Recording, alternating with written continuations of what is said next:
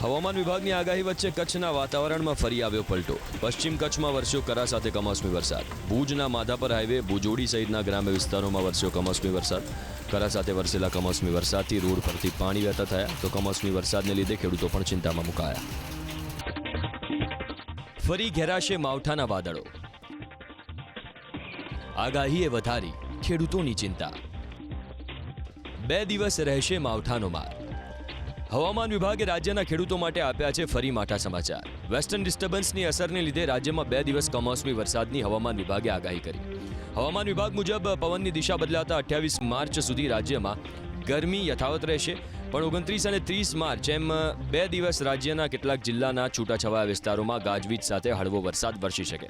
29 માર્ચે કચ્છ અને બનાસકાંઠા જિલ્લામાં ગાજવીજ સાથે હળવો વરસાદ વરસી શકે, જ્યારે 30 માર્ચે કચ્છ, બનાસકાંઠા, પાટણ, સાબરકાંઠા, અરવલ્લી, મહીસાગર અને દાહોદ જિલ્લામાં છૂટાછવાયા વિસ્તારોમાં ગાજવીજ સાથે હળવો વરસાદ વરસી શકે. કમોસમી વરસાદની આગાહીને પગલે 29 અને 30 માર્ચે માછીમારોને દરિયો ન ખેડવા માટે સૂચના આપવામાં આવી છે. તો ફરી 2 દિવસ કમોસમી વરસાદની આગાહીને પગલે ખેડૂતોની ચિંતામાં વધારો થયો છે. ખેડૂતો થઈ જજો સતર્ક અને સાવધાન. 6 દિવસ માવઠાની આગાહી. હવામાન નિષ્ણાંત અંબાલાલ પટેલે કર્યું છે માવઠાનું અનુમાન. 28 માર્ચથી 2 એપ્રિલ સુધી રાજ્યમાં કમોસમી વરસાદનું અંબાલાલ પટેલે અનુમાન વ્યક્ત કર્યું. મજબૂત પશ્ચિમી વિક્ષેપોને લીધે કચ્છ, સૌરાષ્ટ્ર, ઉત્તર ગુજરાત અને મધ્ય ગુજરાતના જિલ્લાઓમાં ભારે પવન સાથે કમોસમી વરસાદ વરસી શકે.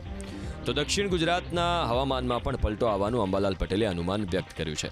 કમોસમી વરસાદની સાથે દેશના કેટલાક ભાગોમાં 60થી 70 કિલોમીટર પ્રતિ કલાકની ઝડપે પવન ફૂંકાઈ શકે છે, જ્યારે રાજ્યમાં પણ 40થી 55 કિલોમીટરની ઝડપે પવન ફૂંકાવાનું અંબાલાલ પટેલે અનુમાન વ્યક્ત કર્યું.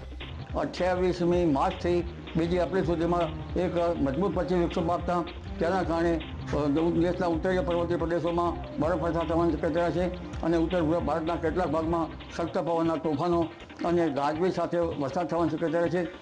ત્યાંની અસર રાજસ્થાનના સંલગ્ન ગુજરાતના ભાગોમાં પણ થવાની શક્યતા છે, જેમાં મહેસાણાના, પાટણના કેટલાક ભાગો, આ ઉપરાંત સાબરકાંઠાના ભાગો, અરવલ્લીના ભાગોમાં અને બનાસકાંઠાના ભાગોમાં લગભગ અનસિઝનલ વરસાદ થવાની શક્યતા છે.